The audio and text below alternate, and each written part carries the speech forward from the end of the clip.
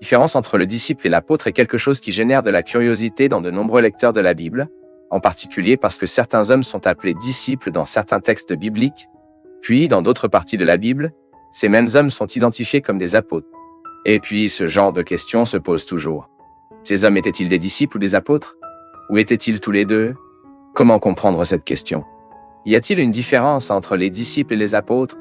Mais dans cette vidéo, vous comprendrez d'une manière très simple quelle est la différence entre disciples et apôtres, d'une manière que vous ne confondrez jamais ces deux mots.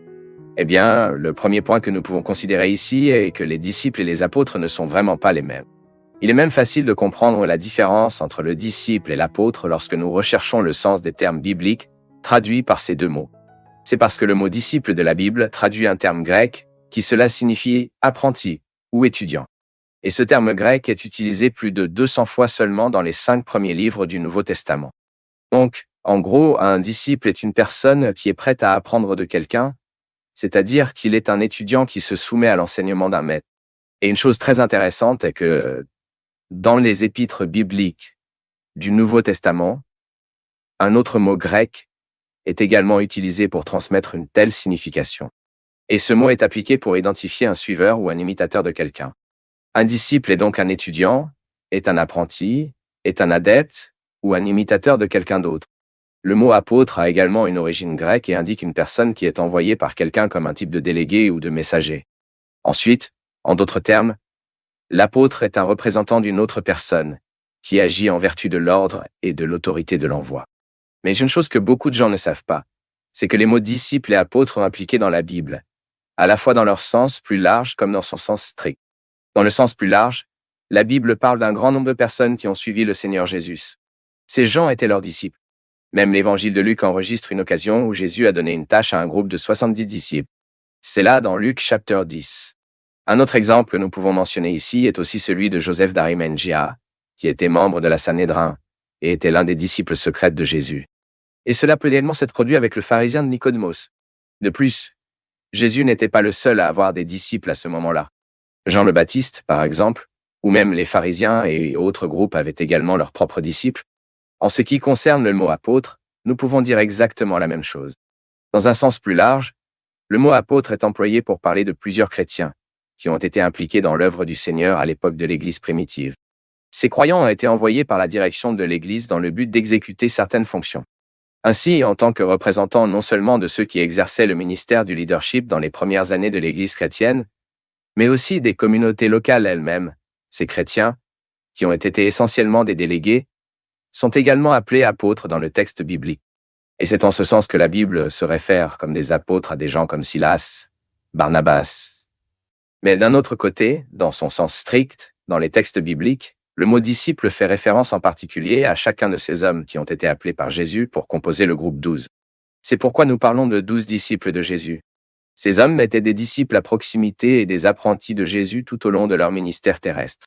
À cette époque, ils étaient du discipulat, façonnés et perfectionnés afin qu'ils puissent remplir une mission très spéciale après la montée du ciel de Jésus après la résurrection. Donc, en d'autres termes, ces disciples ont été préparés par le Christ à être ses témoins et à continuer son ministère sur terre menant son Église.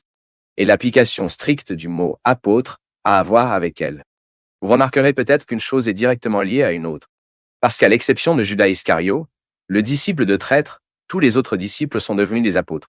C'est donc ainsi que le mot « apôtre » est employé dans son sens strict dans la Bible, puis en désignant les 11 disciples originaux ainsi que dans les Amasia, qui a ensuite été choisi pour composer le groupe de 12 au lieu de Judas Iscario. Ces hommes, comme leurs apôtres, ont été choisis par Dieu pour lancer les fondements de l'Église, comme nous le lisions dans les Éphésiens, le chapitre 2 et le verset 20. Et à leur côté, le Seigneur a également choisi. Ainsi, dans ce sens strict, Paul a été le dernier à être appelé l'apôtre de la Bible. Même Paul lui-même le savait quand il a parlé de lui-même comme un apôtre hors du temps, dans sa première lettre aux Corinthiens, chapitre 15 et verset 8. Et cela signifie qu'il n'y a plus d'apôtre au sens strict du mot. Le dernier était Paul. Ainsi, en bref, le disciple est un apprenti, tandis que l'apôtre est une personne préparée et envoyée en mission en tant que représentant d'une autorité supérieure. Et compte tenu de cela, nous pouvons même faire une application pratique très intéressante. Parce que lorsque nous comprenons la différence entre le disciple et l'apôtre, nous réalisons également qu'avant d'être apôtre, nous devons être un disciple. Parce que pour effectuer une mission correctement, vous devez d'abord apprendre et avoir la bonne préparation.